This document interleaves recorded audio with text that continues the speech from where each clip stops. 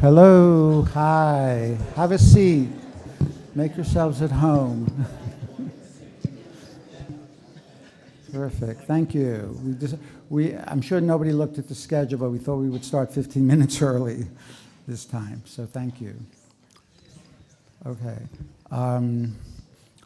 We did have one question from the media committee before we get started, which is we were thinking of showing a demonstration of how to do a Doctors in Dialogue tomorrow morning at 9:30, but we didn't really do a good job announcing it beforehand. So how many would you come? If enough people will come, we'll do it. If not, we'll do schedule for next week. By show of hands, who would be here tomorrow morning at 9:30? I see. Oh, I think that's enough. Okay, great. Thank you. Okay.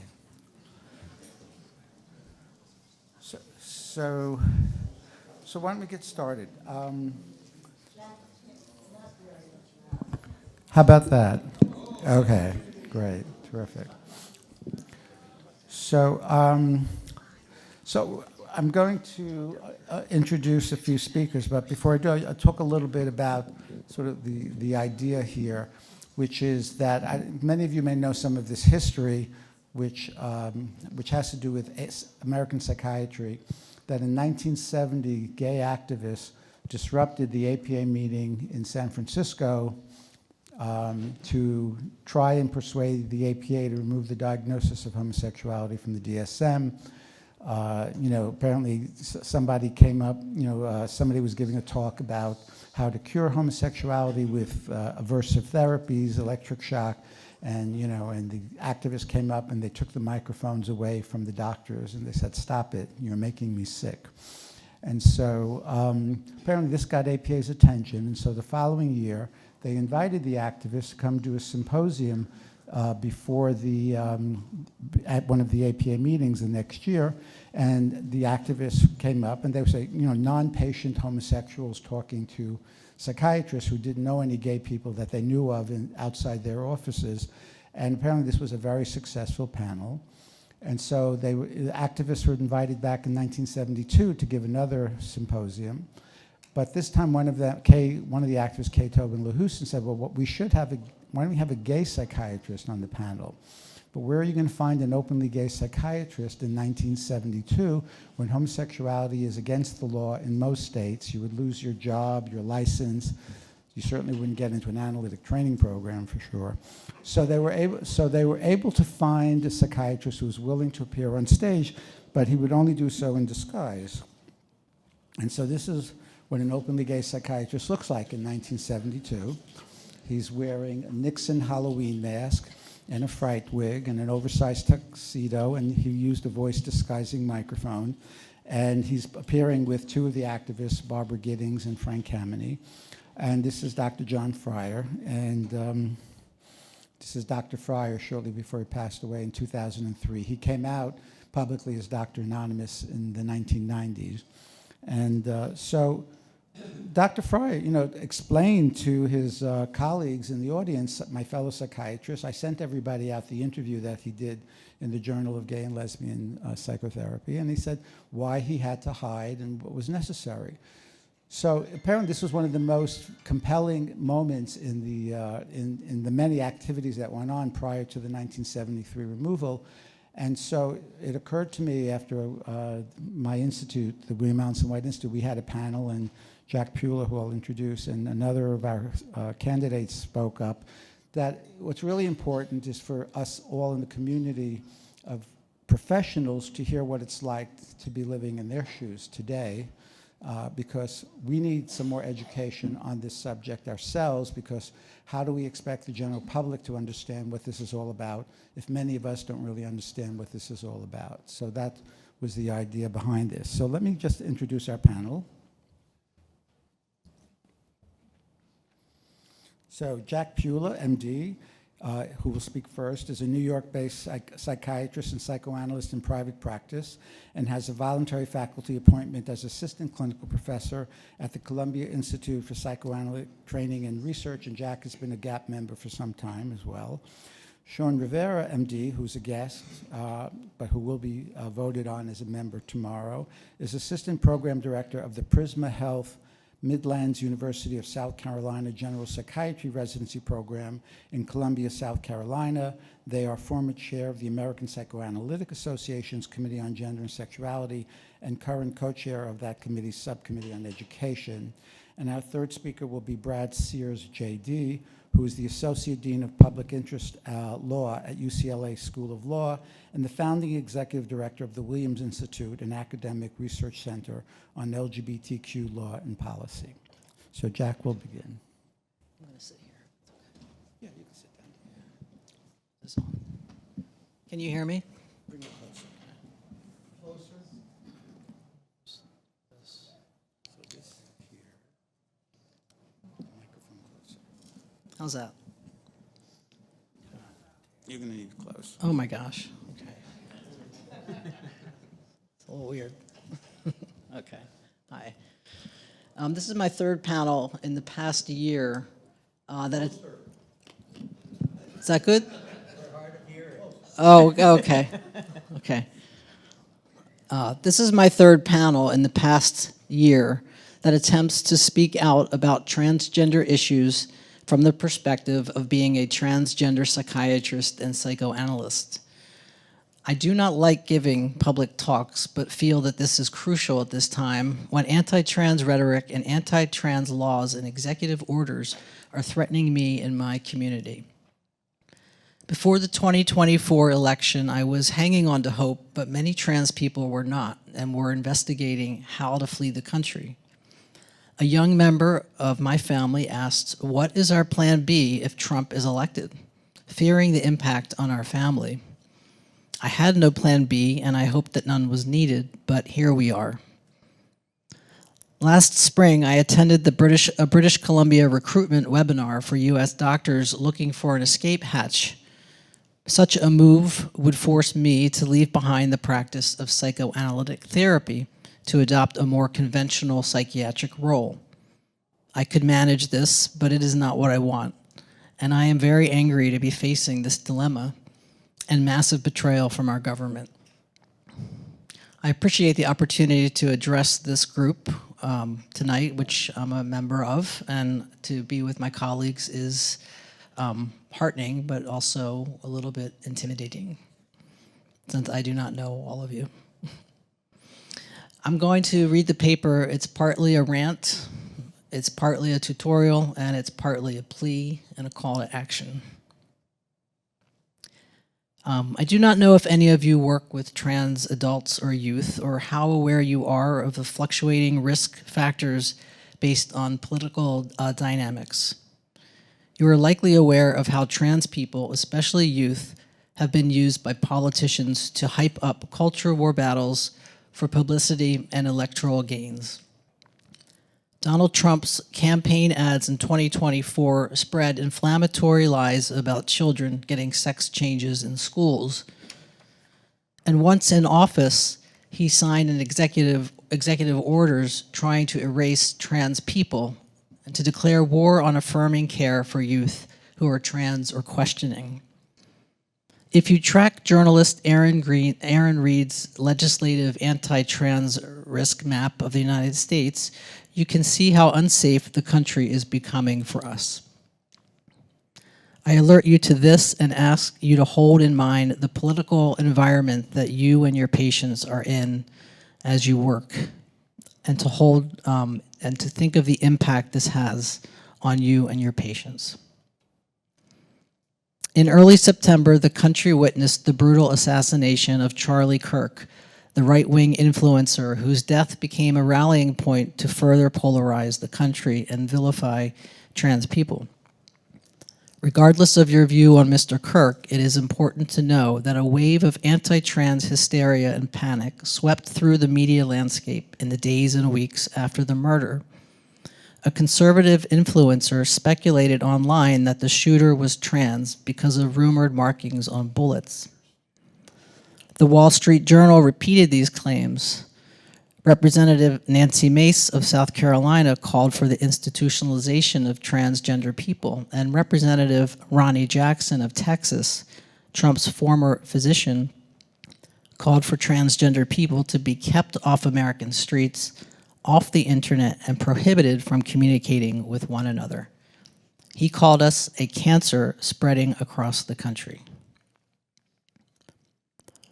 More recently, the Trump administration filed an emergency motion to the Supreme Court to overturn lower court rulings upholding the long-standing policy that allows transgender people to change our gender marker on our U.S. passports so that we can travel safely when we leave the country.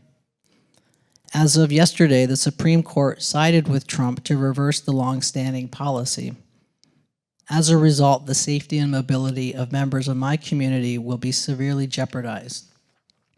In this case, the Trump administration has manufactured a crisis that does not exist, but in turn has created a true crisis for trans, gender diverse, and non-binary people. One has to wonder why such cruelty and fear prevails at the top of our government. Back in May, when I presented on this topic at a psychoanalytic venue, I was aware that several psychiatric colleagues presenting on trans topics at the American Psychiatric Association's annual conference had received a Department of Justice memorandum entitled "Preventing the Mutilation of American Children," that was full of hyperbolic, inflammatory claims and serious factual errors, but which threatened clinicians with prosecution and incarceration of 10 years per count. That the DOJ would target and intimidate mental health care providers for teaching on standard ethical care should be alarming to us all. Also in May, the U.S. House of Representatives passed a budget that overturned Medicaid and Obamacare insurance coverage for transition-related care for trans people, even adults. This shift to include restrictions on the care for adults as well as children and youth has been feared by trans adults since long before the 2024 election, causing heightened anxiety about losing care, having to resort to the black market for hormones, and going without general medical follow-up. These threats to rights and access to care have led many trans people with resources to leave the country, and some have even sought asylum elsewhere. Trans people increasingly fear being outed, mistreated, violated, imprisoned, forced to detransition, deported, and even murdered by the state. Fears that seemed far-fetched before the 2024 election, but less so now as U.S. citizens and immigrants are beaten in public, detained, deported, and imprisoned without due process. Several European countries have warned LGBTQ citizens about traveling to the United States at this time. And many of us have chosen to avoid international travel out of fear of what could happen on our return entry to the US. What about you all? Do you have your own worries about being interrogated for who you are or any affiliations you have? I know this concern reaches well beyond my community. We are living in an era of crackdown, abuse, and brazen violation of the rule of law. It is terrifying and tempting to withdraw and isolate or to flee. Yet what should I do? And who do I turn to? Do I turn to you, my colleagues? I guess I sort of am doing that today. Yet I do not know how safe you are, what you think of trans people, and if you would help me, other colleagues, and patients facing these attacks. I tend to expect compassion, stability, and the capacity for mentalization from psychiatrists and psychoanalysts, but I have experienced stigmatizing behavior within our profession. I know younger trans doctors in training or in practice who right now feel a chill in their professional communities and fear losing recognition and support from their colleagues, institutions, and professional organizations. Unfortunately, I know what that feels like since I have been burned before.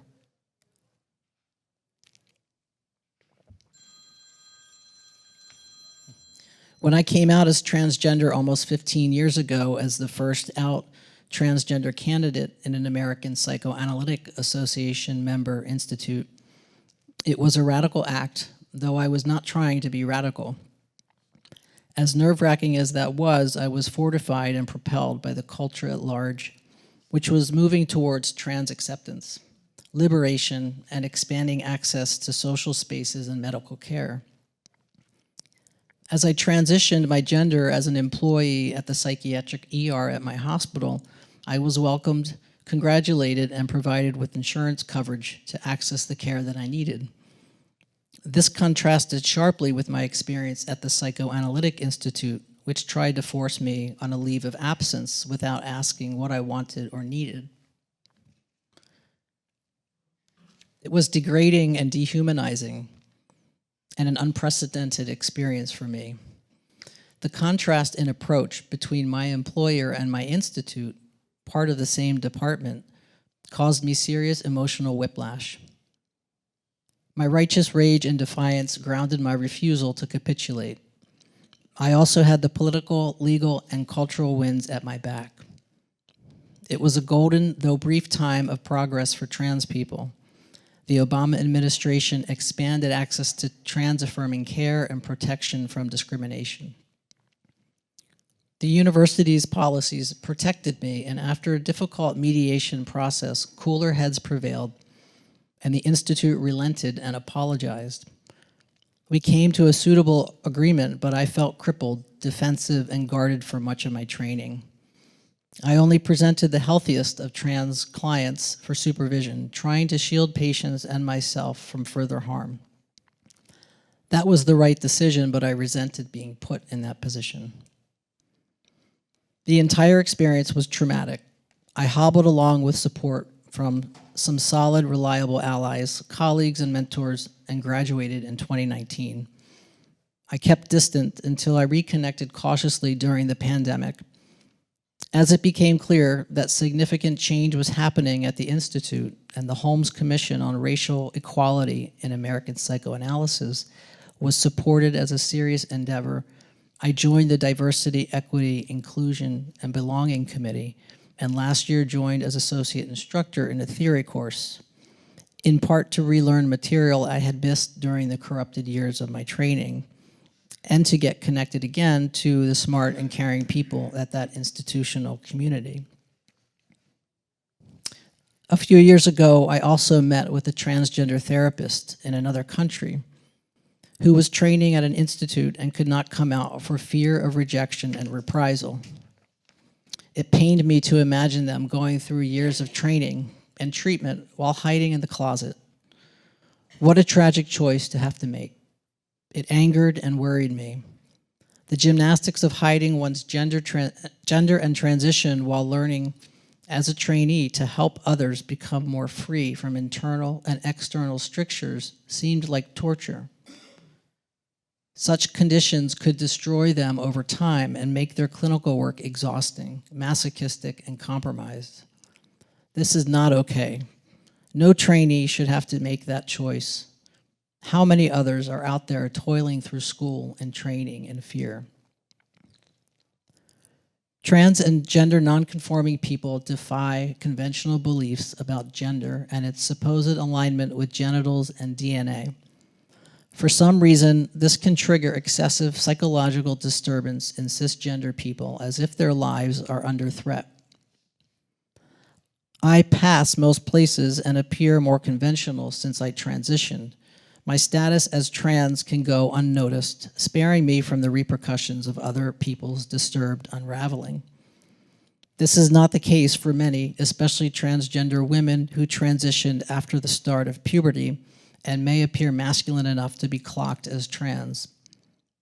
Height and hand size and bone structure can be prominent, and with longer exposure to endogenous testosterone, trans women have to navigate more procedures and be painstakingly persistent to get changes that allow them to more safely navigate the world.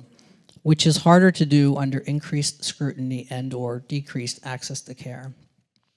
This is why many trans youth start hormone blockers before puberty irreversibly affixes them with somatic features that cannot be adequately changed later.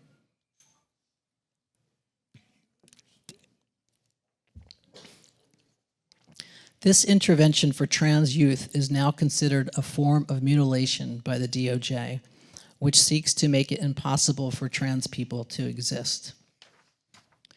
To the new government, we are not real, not human, illegitimate, maybe even criminal. We are being stripped of our dignity, freedom, and humanity. What does organized psychiatry have to say about this? What should psychiatrists do about it? How complicit are we and our profession in the movement to restrict and silence trans people? I often wonder how common it is for psychiatrists to attach meaning to their patient's genitalia. How does this change when the patient is trans or cis or non-binary? Right-wing politicians are obsessed with our genitalia.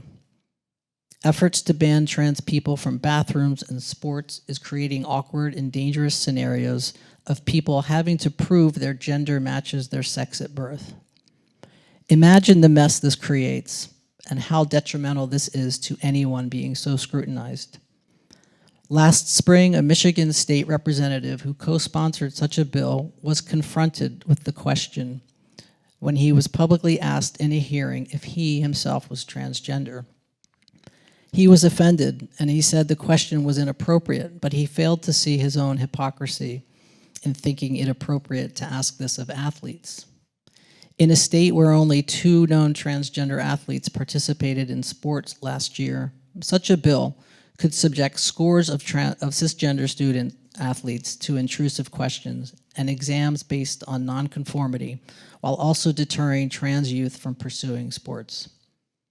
This is a bad precedent for all youth who need physical activity and healthy ways to build identity and self-esteem.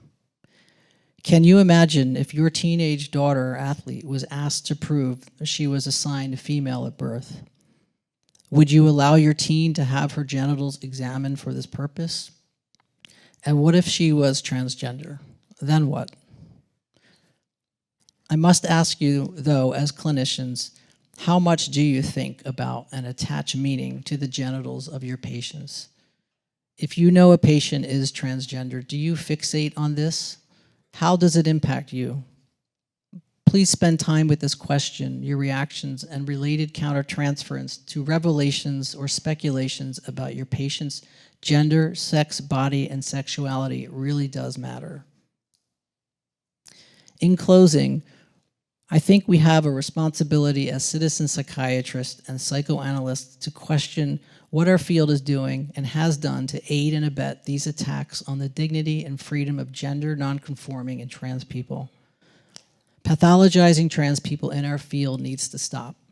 It hurts patients and mental health providers and future aspiring clinicians and thinkers who are increasingly worried about safety, job security, whether or not the government will target us professionally, and whether or not our employers and professional organizations will support us as who we are. As authoritarianism surges in the US, there is pressure from the state to denounce and deny the existence of transgender lives as healthy, dignified lives. We must have steadfast commitment to respect members of this community and to respect the standards of care that have been so successful, without caving to political pressure. We must keep speaking up and out, to keep writing and talking, and to become more inclusive in spite of the government's pressure to disparage, exclude, and divide us. This is a call to action, and I challenge all of you to make this part of your mission as we go on being in this new reality. Thank you.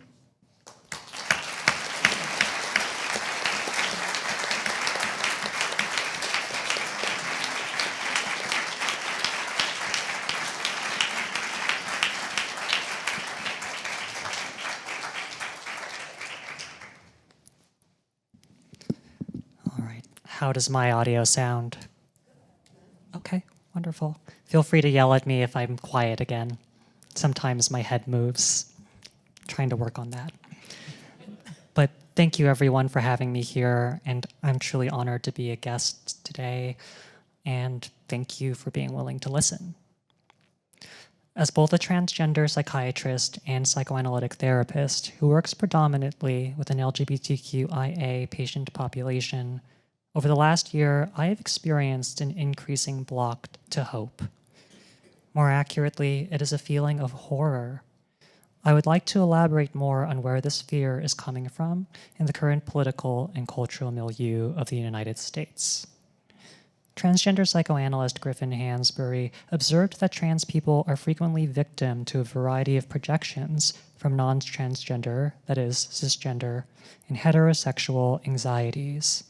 These are anxieties that, quote, gender nonconformity has the potential to terrify and its power to unmoor us from known locations of body and psyche, unquote. By reviewing psychoanalytic literature featuring non-trans analysts and transgender patients, Hansberry identified 4 main themes of this anxiety. Number 1, I will be tricked through denial of reality into homosexuality. Number 2, I will become ungendered or slip outside of gender.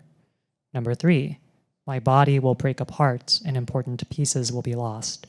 Number 4, I will go crazy. Variations of these fantasies and anxieties surrounding transness are easy to spot in the wild. Such contempt of trans identities, if it is hidden at all, may be barely concealed beneath a veneer of neutral benevolence, of doing no harm, of waiting for more evidence and continuing to assess, conveniently ignoring the evidence base of gender-affirming care and the potential harms of the watchful waiting approach.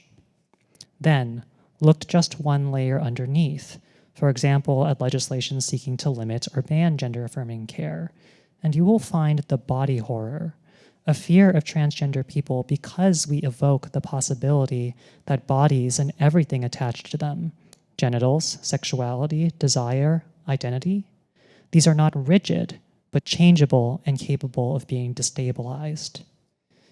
You will also see a history of linking trans bodies with monstrousness. For example, feminist theologian Mary Daly's gender-critical perspectives in 1987, comparing trans women to Frankenstein's monster, writing euphemistically of our necrophilic invasion, quote-unquote, of the female space. Much more recently, I think of the sensational rhetoric surrounding the process of medical transition, political campaign commercials featuring naked adolescent torsos and forceps pink with blood and viscera, accompanied by phrases such as, transgenderism is killing kids. Or, as a more recent example, the January 25th executive order entitled Protecting Children from Chemical and Surgical Mutilation, which contains references to the horrifying tragedy of the trans child and the, quote, destruction of their natural biological functions, unquote. This is the order that bans any medical gender-affirming care below the age of 19 and threatens any institution receiving federal funding to comply. In this view, we as trans people are considered unnatural. We are called horrifying tragedies. The January 20th executive order titled Defending Women from Gender Ideology Extremism and Restoring Biological Truth to the Federal Government replaces gender with the concept of gender ideology and asserts that, quote, gender ideology permits the false claim that males can identify as and thus become women and vice versa, unquote. This executive order literally states that being trans is a false claim. The transgender author Julia Serrano summed up the current situation in 2024. She wrote that, quote, despite trans people comprising less than 1% of the population, we are now routinely portrayed as an all-powerful cabal that has institutionally captured the media, healthcare, science, and the education system. Yet we are also paradoxically depicted as incredibly weak. Trans people have supposedly been brainwashed by gender ideology, rendering us insensible to logic and facts. Like zombies, our only purpose is to recruit and infect other people. Much of this moral panic centers on fear-mongering over social contagion and grooming, which are essentially the same charge. Both paint trans people as contagious and capable of contaminating otherwise pure and vulnerable children, unquote. Those of you from an older generation may recall that similar claims about the dangers posed by gay and lesbian people were made in the not-so-distant past. Now, how does this affect the psychiatric work we do? There is great value in exploring intrapsychic depth in order to build the capacity for reflection, curiosity, and new possibility. It is not only our ethical obligation, but a part of the integrity of our profession to treat patients' gender identities with the exploratory rigor, depth, and imagination it deserves. Under safe conditions, trans and gender expansive patients are willing to do so with us, so long as their provider is. But are these safe conditions? One cannot contemplate with nuance or depth when one's world is under attack. The task of play, that most important cornerstone of analytic work that can create possibility and subvert hopelessness, that Winnicottian music of the spheres, that feeling of being truly alive, is more difficult to find under threats of not only psychic, but also corporeal annihilation, a threat to who one is, as well as destruction of the body that one could be. I'll share several de-identified clinical examples in extreme brief to illustrate what this can do to our patients. To provide context to where I practice, South Carolina began to discuss a ban on gender-affirming care in 2022. A bill was signed into effect in August of 2024, banning any medical gender-affirming care below the age of 18, and use of state funds like Medicaid for gender-affirming care at any age. This law also mandated anyone who works in schools to report signs of gender nonconformity to tell parents. For example, a child using names or pronouns not the same as their sex assigned at birth. You can imagine how much fear this can create in a child in a part of the country where conversion therapy is still common. So first, the concrete changes. By the end of 2024, I observed the following: an adolescent trans boy leaving the state to stay on testosterone, a college-age trans man transferring out of his South Carolina college, a college-age trans man leaving the state with his family, a young adult trans woman who had hoped to make a life with their partners in South Carolina, now departed for different states. These patients left my care and uprooted their lives, either to continue their necessary medical care, but also to flee the increasing cultural hostility of South Carolina. But not all of my patients have this opportunity due to their age, their finances, etc. Some examples of these patients: an adolescent trans girl quickly pulled out of public school due to fear of her being outed to her hostile father. A middle-aged trans woman on hormones for more than 10 years, now unable to afford them. A young adult gender fluid patient on testosterone for a year, suddenly stopping due to insurance lapses. An adolescent trans man who had identified as trans for 6 years, unable to be started on testosterone and unable to afford it once he turns 18, now detransitioning as a matter of safety. An adolescent trans man with no self-harm for 2 years due to hopes of transition, who relapsed into cutting 1 week after I informed him of the ban. This does not include my trans or gender expansive patients who, while not directly affected by the ban, have been indirectly affected by the social tenor surrounding trans identity in America. A young adult non-binary patient afraid for their university job due to student complaints of their wokeness. A college-age trans patient facing open hostility from customers and coworkers due to their androgynous appearance. A college-age trans man experiencing increased depression and cynicism regarding his transition, despite still being able to be on testosterone. An adolescent trans man who has observed a sharp increase in public transphobic rhetoric from classmates. A young adult trans woman requesting I remove any record of gender dysphoria from her chart due to fears of this information being tracked. An adolescent trans man who no longer sees a possibility of transition after his mother became subsumed in anti-trans media and attempted to exorcise demons from him.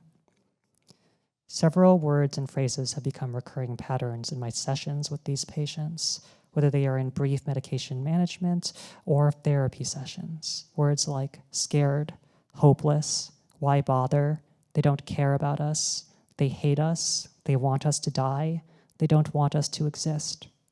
The they here is often nebulous, is a word laced with anger and fear, a stand-in for a system that seeks to destroy them, and worse yet, may go unquestioned or supported by the people in their lives they might otherwise love or trust. Friends, extended family, siblings, even parents, that may be a youth's only points of support, suddenly transformed into terrors.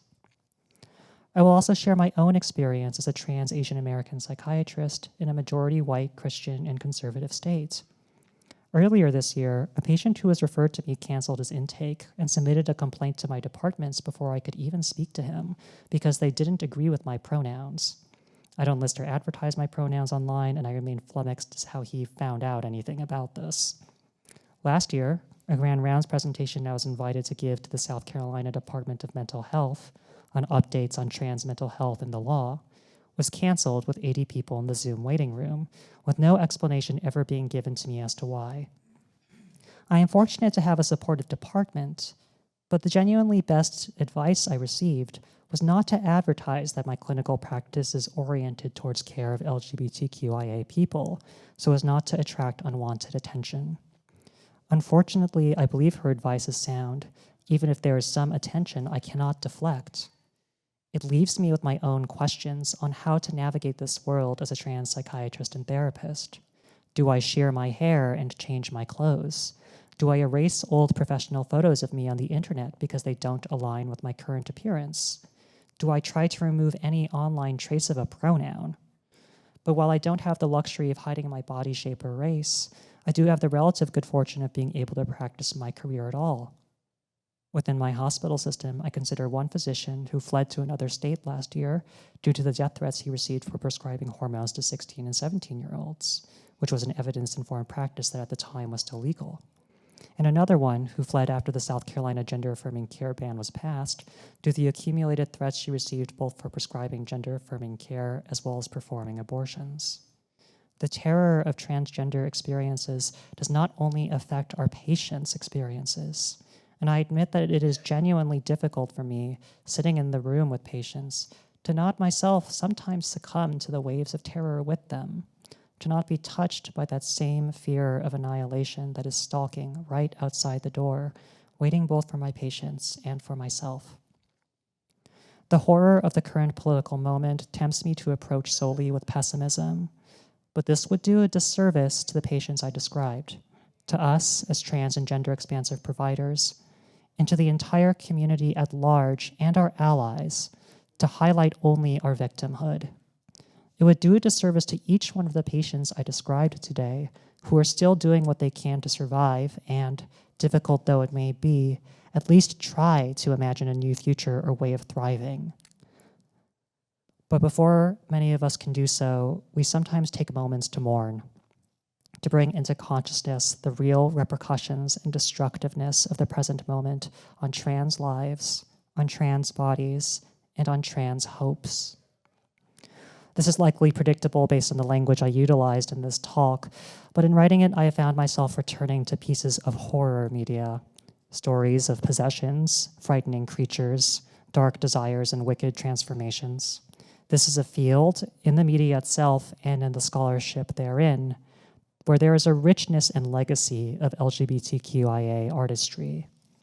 I imagine that many of us here can relate to the experience of having an identity of monstrosity projected onto us, to feel like you are a horrifying tragedy, to borrow the aforementioned language from the recent executive order.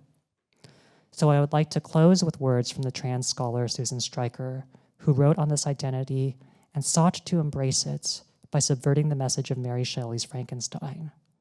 Perhaps it can inspire us to move forward despite being perceived as horrifying and as monsters.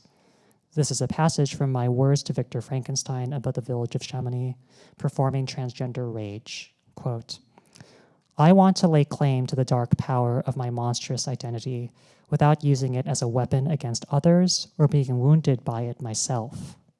Monster is derived from the Latin noun monstrum, divine portent, itself formed on the root of the verb nomnere, to warn. It came to refer to living things of anomalous shape and structure, because the ancients considered the appearance of such beings to be a sign of some impending supernatural events. Pay attention, something of profound importance is happening. Hearken unto me, fellow creatures. You are as constructed as me. The same anarchic womb has birthed us both. I call upon you to investigate your nature as I have been compelled to confront mine. I challenge you to risk abjection and flourish as well as I have. Heed my words, and you may well discover the seams and sutures in yourself," unquote.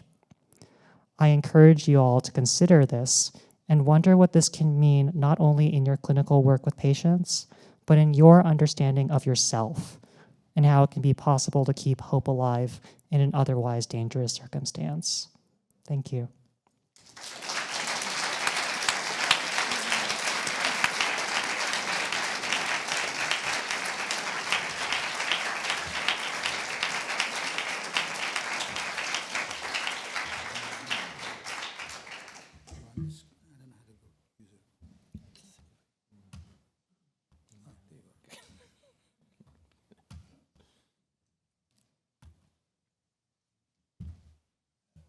Great. First of all, I just want to thank both of you for sharing your stories and how what's going on in the world is impacting you. It was just extremely powerful. And I'm about to talk about the law, but the law impacts people. And from the research that we know at the Williams Institute, these are two stories, two experiences of about 3 million people in the United States are experiencing the similar feelings right now, including about 750,000 of trans and non-binary youth. So I want to thank both of you for sharing that.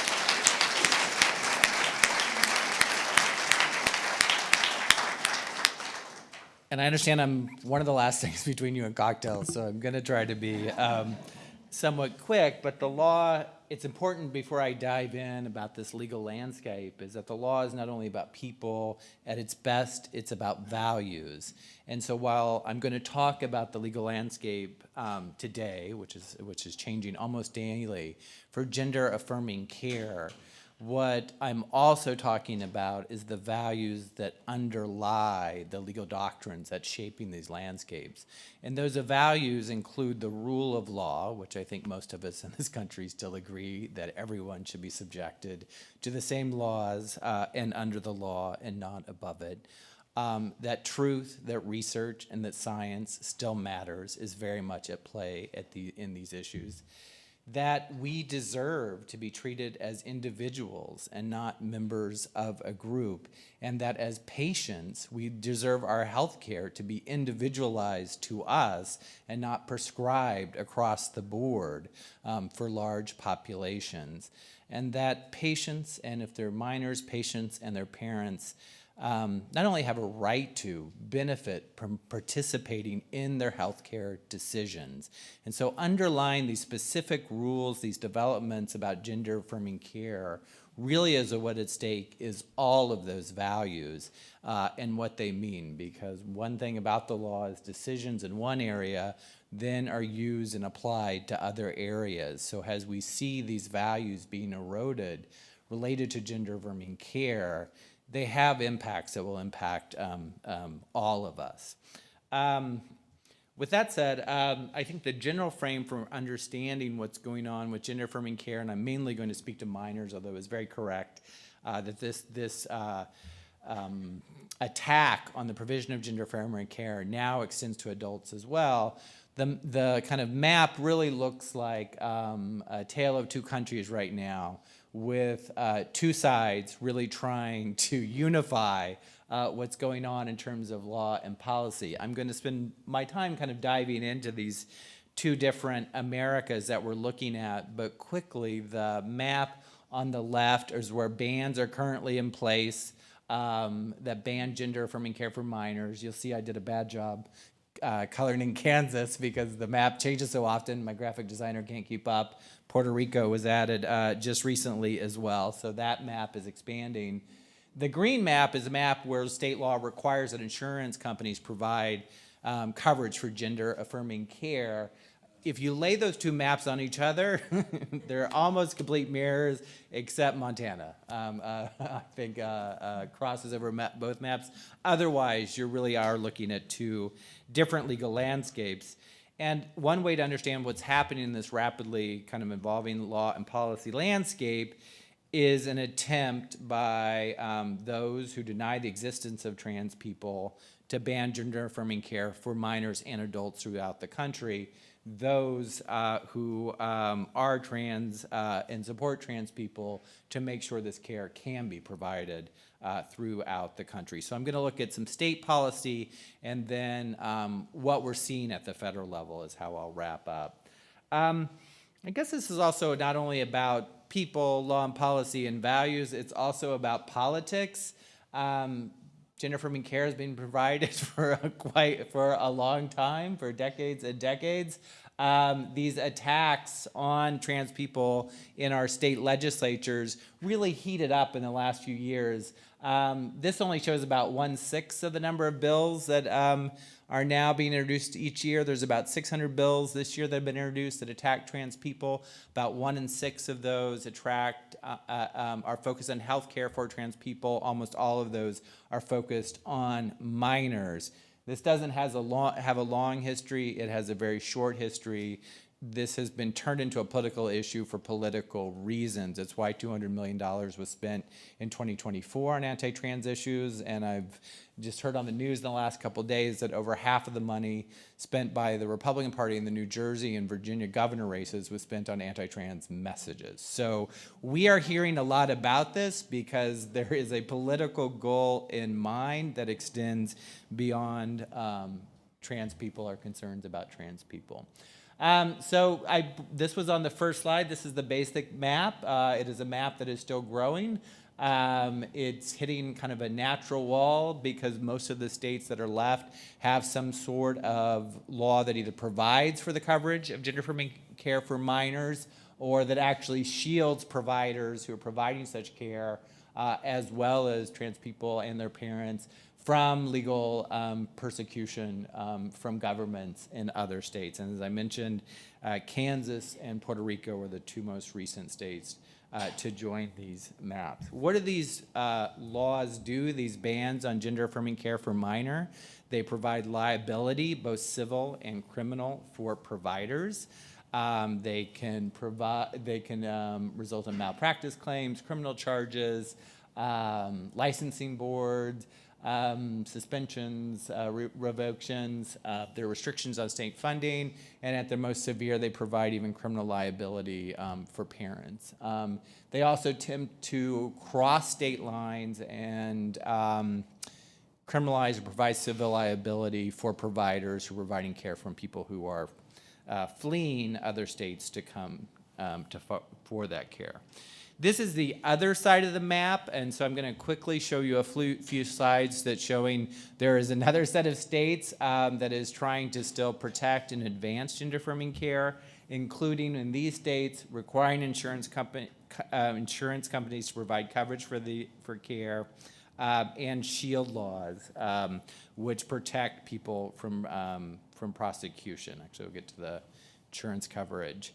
A shield law basically is a shield. It does just what it says. It's all of those state laws that are trying to cross state lines. The state government has stepped in and said, not here. You're not going to have your prosecutors come in here and take our medical records, go after our providers, our police, our prosecutors, our governments will not cooperate with you, and we will do everything that we can to protect folks from these actions being taken by other states. And so that's why, again, looking at the shield laws versus the ban laws, you see almost mirror images of the country. This was the slide I was referring to earlier. In addition to shield laws, there is provisions in many of these states providing that insurance companies provide coverage for gender affirming care. And then this last map I'm going to show really brings the two countries together and starts to raise issues about what's happening at the federal level. This is a map of Medicaid rules around gender affirming care. There are specific guidelines providing for such coverage in the blue states here. In the orange states and yellow states, there are specific provisions in the state Medicaid policy saying we will not cover gender affirming care for minors. Most of those are dark orange because they also say we will not provide gender affirming care for adults. So again, this is reaching beyond minors to adults. But you really see in this map, again, kind of the two different landscapes that we're looking at. was mentioned earlier today, so one way to kind of unify what's happening nationally is through our U.S. Constitution, and is to say there's one law in this country. Those are the principles in the U.S. Constitution. The Constitution prohibits states from doing things, including having bans on gender-affirming care for minor. And so before the decision and the Scrimetti decision this summer, this is a map of legal challenges were happening in almost every state, some successful, many not, challenging these prohibitions for gender-affirming care. The questions in that litigation really, again, speak to these core values, like who gets to decide what kind of care is provided? Is it the government? Is it parents? Is it minors? Who has a role in making that decision? If it is the government, obviously with this administration, there's a lot of questions of which branch of government decides. We have a complicated government here, which I think if you feel concerned about our democracy is a good thing. Although some things at the federal level seem not to be the firewalls that we thought they are, our state and federal system differentiates us from many countries, and that's what creates these very different maps, and the ability to have those different maps is those state powers. And then another core question here are these bans discriminatory, and if they discriminate, on what basis? So as I mentioned, the kind of initial question is who decides? Like, who do we want to decide these issues? It can be youth and their parents. There are rights implicated when you think about patients and parents being involved in these decisions. Healthcare providers have rights. They have First Amendment rights in providing care. The government has a general power to regulate. It obviously regulates a lot in terms of medicine and has powers as well, and we're seeing these conflict. And so one of the main questions before the Supreme Court was, okay, the state government has used its power. How do these other rights, how do these other values, how do they come to play in here? And one of the key questions before the court is what type of discrimination is this? Is it like race discrimination, something where we don't defer to the government, to state governments about? We really have a long history of race discrimination in this country, and so we're going to look at those laws very closely. If it is race discrimination, then they're invalidated. There was an argument before the court that trans people, like people of color, have faced a long history of discrimination. Some of the justices seem very surprised to hear that and not occurred to them before, and they asked some questions about that history. A little bit disingenuously, it turns out, but it was a line of inquiry. Discrimination against women, discrimination based sex and gender also receives more scrutiny, not as much of race in our legal system, but it's also something we pay attention to when laws treat people of different genders or sexes differently. That was another argument that was made. What the court did is decided that this was not discrimination, as that a prohibition of gender-affirming care is not discrimination based on gender identity. It's not discrimination based on sex. It is discrimination based on age and a type of medical treatment. So it was only young people, not older people, in the Kentucky and Tennessee laws that were at stake. And it was just about what type, or like who got a medical treatment. So if people who experienced puberty earlier could get treatments, it was only trans kids who cannot get similar types of treatment, so it was discrimination based on type of treatment. Neither of those are classifications that the court will take a more close look at, like race or sex. And so the courts looked at the research that was out there, has really interesting things to say about research in general, some of the justices, but basically held the research here isn't conclusive to us, or it's too messy, or there hasn't been enough time and enough years of research on this, so we're going to let the state legislature decide. It's not our role as justices to decide that. And so they upheld the law. Isn't a basis of discrimination we're usually that concerned about? There's some research basis that someone could latch on. Justice Thomas actually wrote, anyone in the state legislature, their opinion is worth just as much as any researcher out there. Why are we paying attention to all these experts? And we should stop doing that. So this is a big attack on research and on science. So what the Scrimetti decision leaves in place is all of the gender-affirming care bans. It doesn't require states that don't have bans to ban it. It didn't invalidate any of the SHIELD laws, and it really wrote its opinion specific to minors, which leaves open arguments for other cases. So that's the kind of end of the story for the constitutional challenges of these state bans. What's happening right now, and you heard a number of examples is a Trump administration that in executive order after executive order and through a number of decisions around funding is trying to unify the country in the other direction by banning it across the country. The most recent attacks on that came as recently as 2 days ago, where there are apparently regulations that have not been made public yet, but NPR reported on them, banning across the country coverage under Medicaid for gender-affirming care, and then also coverage for any provider, no matter what health care they're providing, if they also provide gender-affirming care. So we've already seen the cuts in kind of grants and funding if providers provide gender-affirming care. Obviously, if Medicaid, Medicare funding was wiped out, if part of anyone's practice, any clinics, any hospitals also was providing gender-affirming care, would really shut down. There's another set of legal arguments around that. I'm not going to get into that right now. But really wrap up here, and I guess just to return where I started, is that this is a fight about a specific issue around gender-affirming care, but the implications in here in terms of research, in terms of healthcare, are broad in terms of our autonomy of our own bodies and our own decisions. This is the first day I've spent with your group, and I have to say that I am so impressed, and for everything I just talked about, I hope, as you probably already know, the work that you are doing is absolutely critical right now, and I thank you for that. Thanks.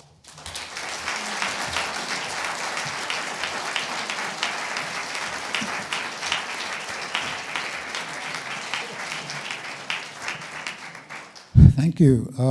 We can take questions, comments. There's a microphone up front, and there's another microphone somewhere circulating.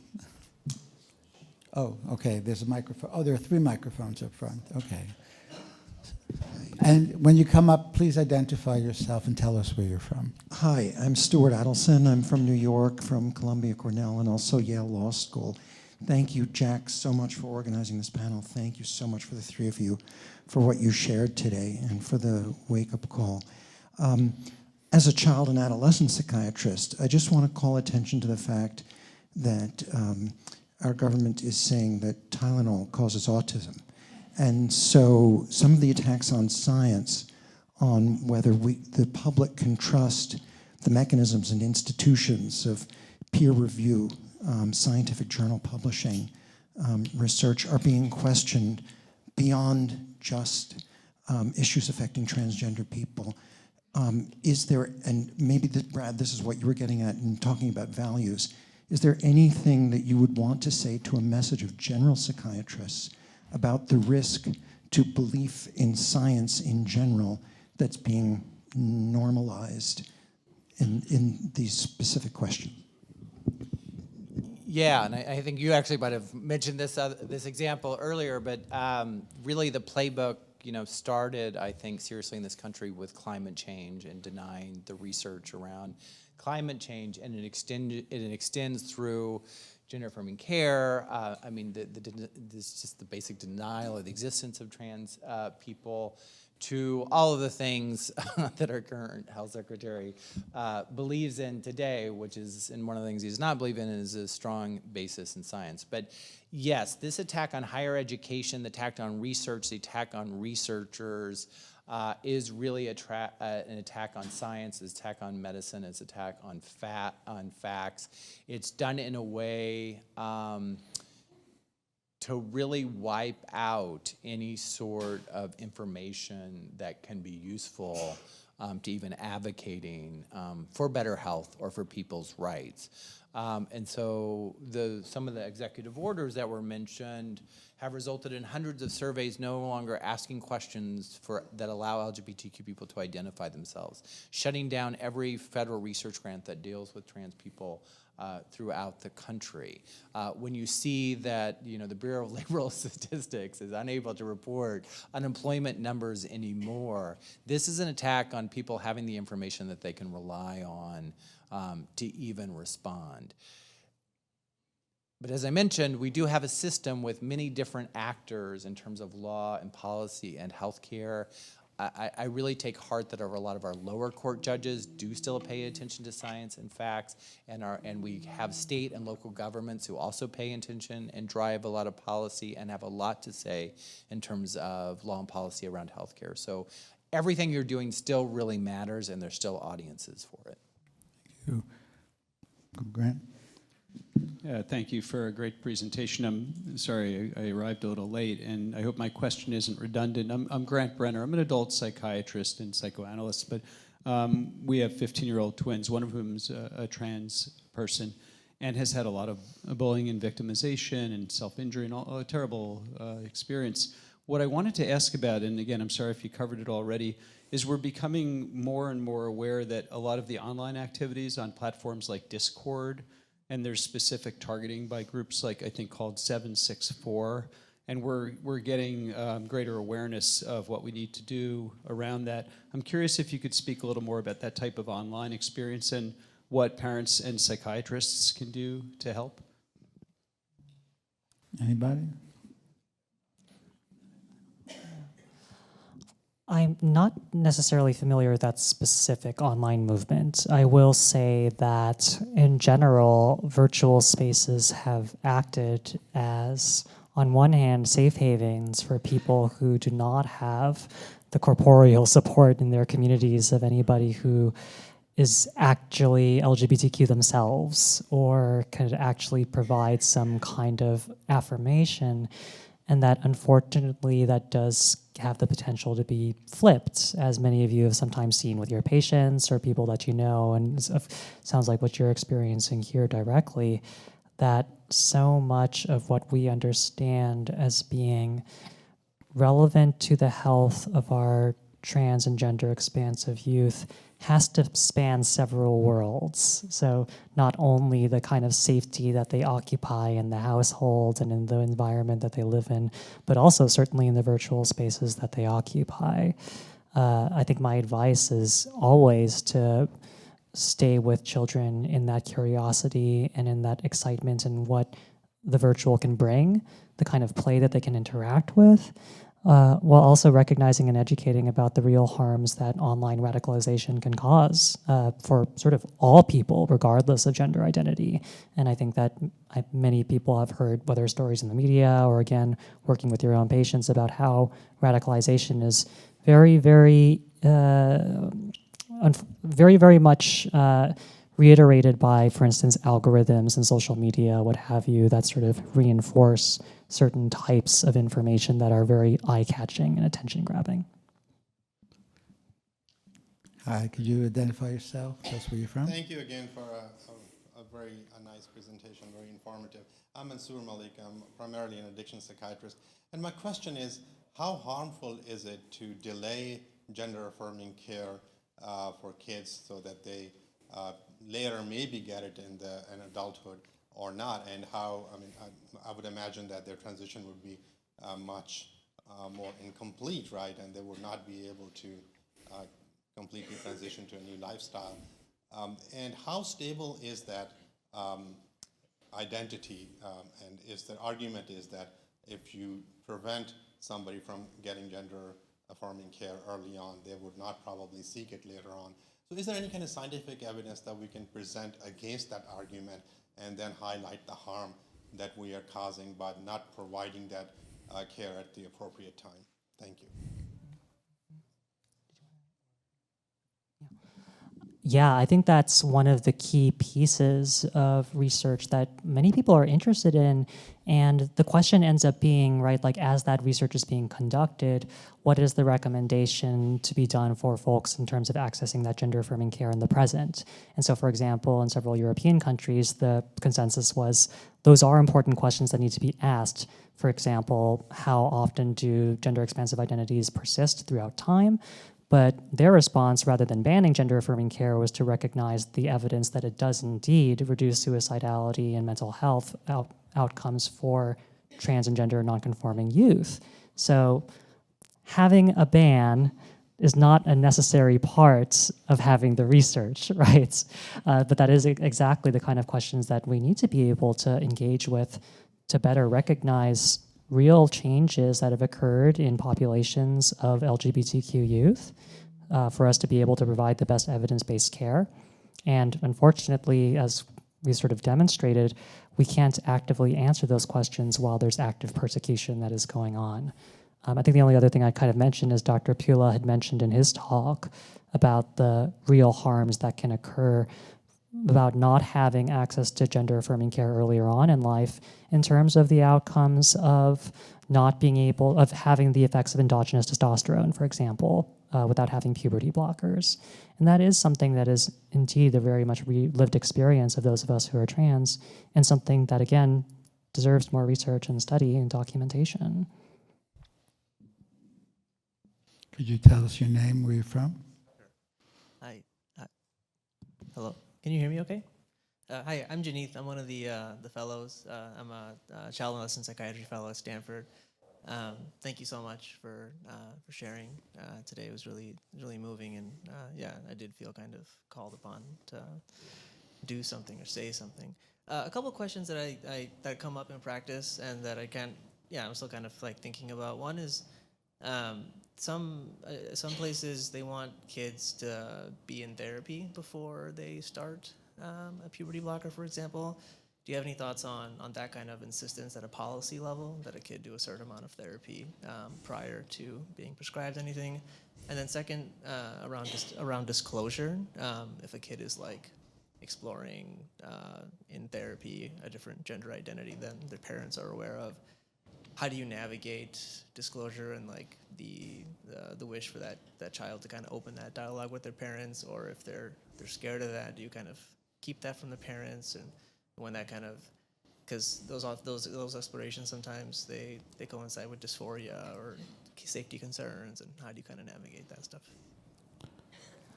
Yeah, I think particularly on the second question there depends on what state you're in, right, in terms of whether or not there are laws that are saying that healthcare workers are mandated reporters, what have you. But that certainly from my perspective in South Carolina, several of the patient examples that I had cited in my piece here, that was a major question that would come up in terms of my working with the parents, that I would say that most good therapeutic care with our young folks does benefit from having parents on the same page, but what if parents knowing about a child's trans identity leads to a termination of the clinical relationship? What if it leads to the potential of forcing them to go into conversion therapy or something that is psychologically harmful? Those are very real risks that one has to be able to juggle, and that the line between being an advocate for our patients and our child patients specifically in this context also has to be juggled with the idea of how do I keep this person in my care, right? And that's a kind of scary thought to think of, and I've certainly had cases of patients that I've lost to care because of the fact that I might have pushed a little too hard with parents about the idea of gender-expansive, gender-affirming care, that is. When it comes to that first question, you're describing the, like, sort of from a policy perspective, the role that therapy might play when it comes to access to, for instance, hormone transitions for youth. And I think for those who aren't already aware of the Standards of Care version 8 that the World Professional Association for Transgender Health has put out, definitely look into that, because that is a question that has been long-standing, I feel like haunting child adolescent psychiatry, because of this idea of us as psychiatrists being gatekeepers, right? That I think there is this hesitance to say, oh, that we should be the people that are preventing youth from being able to access gender-affirming care. But there is something very real to the idea that talking about gender and exploring gender does benefit from having an exploration with a mental health perspective professional. Does that mean that there should be a policy saying that all youth should have so and so many months of therapy, what have you? I don't think that's a direct translation, but I think many people, particularly in certain organizations that have tried to posit that the quote-unquote treatment for trans youth is therapy only without hormones, have tried to twist that line into saying that they should only be having therapy and nothing else. And that itself is a little bit of an insidious argument. Also, I would add that the people who advocate only for therapy, they don't really say how long that should be. Is it a month, 3 months, 18 months, until they're 19, from 12 to 19? So this is, the issue is it's not really being argued as a matter of, data, for which we know what's the best approach to do that. It's really being argued as a kind of sensationalizing effort to say anything is better than, quote unquote, mutilating your child. I mean, that's really one of the issues. That's how it's being talked about. Okay. Thank you. Hi, I'm Dorothy Stubbe. Is this on? Yeah. Okay.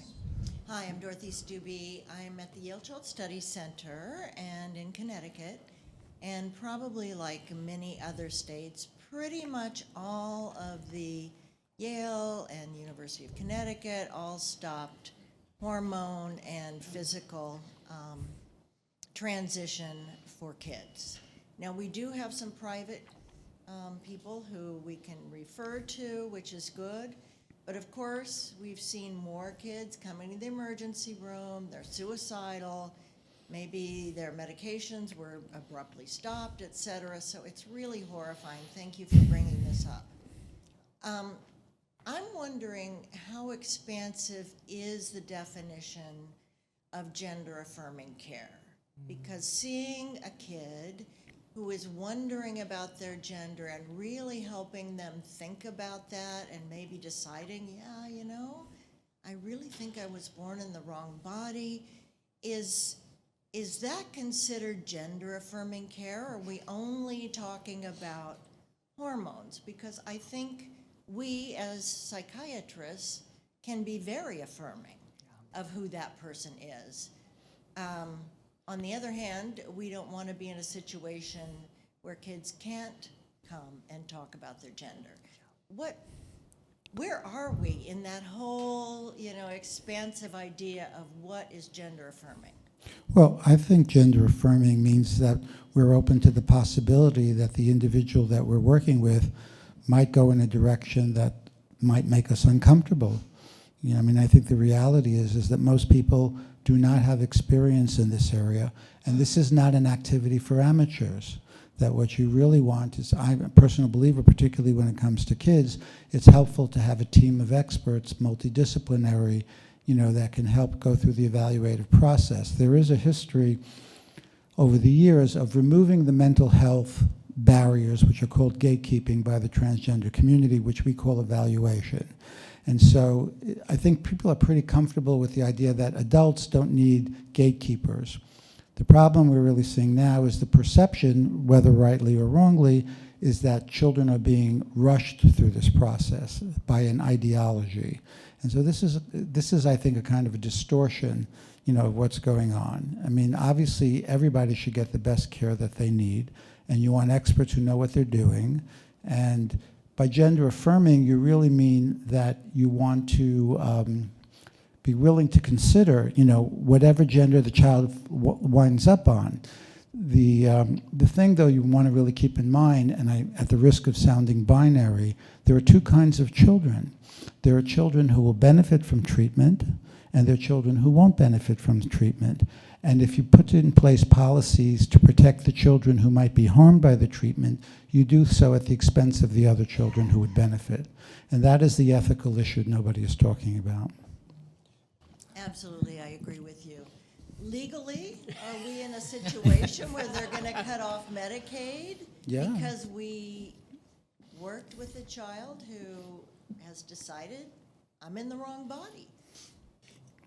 So we're not quite there yet, but we're getting very close. It was a provision that was put into the big, beautiful bill this summer, and the Senate parliamentarian actually is the reason why it's not already enacted. And again, I haven't seen these regulations. They were reported in the media this week that regulations are coming out that are both specific to no Medicaid, Medicare for gender-affirming care, and then no coverage for providers if part of what they do, which would be the broader group.